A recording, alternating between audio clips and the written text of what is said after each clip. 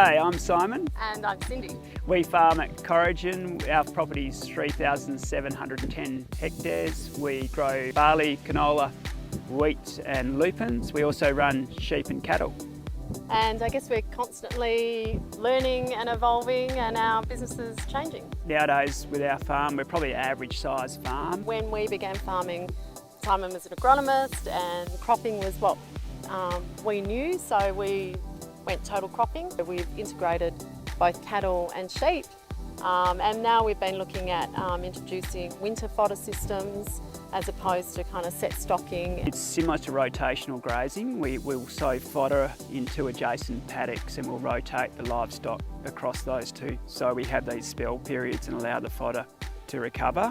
We're doing soil amelioration such as moldboard ploughing and liming, and then adding a summer fodder on top of that. We found that wheat, despite being farming here in the Wheatbelt, is actually our riskiest crop. We transitioned to growing a lot more barley, which has a bit more frost tolerance, and just mixing up different varieties and times of sowing. We've included more livestock in our enterprise as well, just to bring more diversity and financial resilience into our business. 2010 was our driest season on record, so it was 30% drier than any other season in our records in Corrigan and across the Wheatbelt. We soon worked out that what we were talking about was climate change and climate shocks and how it was affecting our farming businesses. So we got a little bit more proactive about finding out solutions and adapting in our own business, and we calculate our carbon as part of our annual budget, so this will be the third year we've been doing that. So we better understand where our emissions are coming from. That knowledge feeds decisions in the future.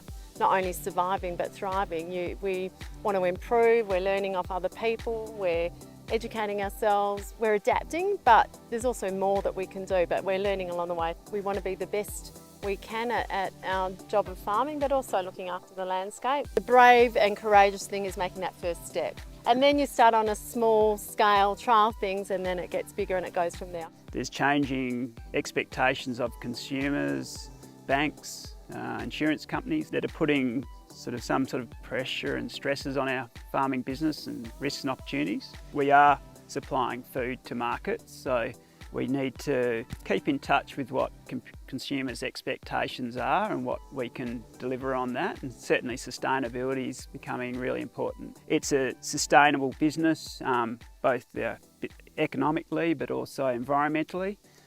It's a business with not too much debt, obviously, so we don't burden our children with that. It's a farm that's operating in a healthy and vibrant local community as well. That's really important to us, that we contribute to our local community, and there's that social aspect of living out here at Corrigan as well. It is not an easy career being a farmer. There's lots of unknowns, uncontrollables, so we need to think how we can become more resilient as people and how we connect with our community, so that I think a lot of resilience comes from those relationships locally as well. Yeah, I think it's really understanding what a healthy landscape is in the context of a farming business. We need to be a profitable enterprise, but at the same time being aware of how we measure, say, soil health, landscape health, and that will help us be a part of the climate solution.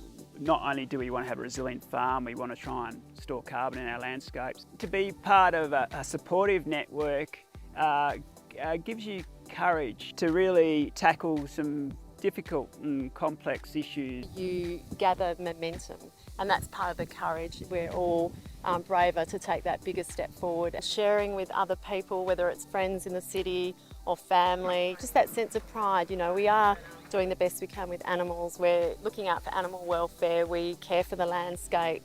When you've got a good story to tell, that feels successful.